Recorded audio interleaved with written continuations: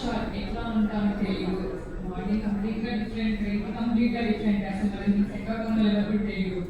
So చాలా doubts ఉన్నాయి నా మైండ్లో. నువ్వే మాట్లాడుకో.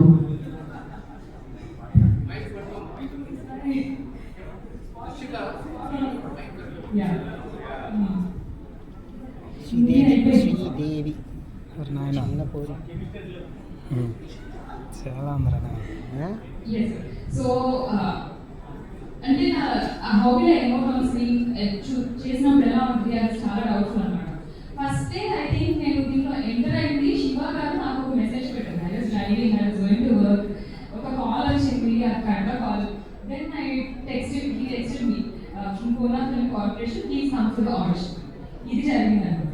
సరేలే, నువ్వు పెట్టిరా నీకు పుణ్యం ఉంటుంది. Actually I kind of lost my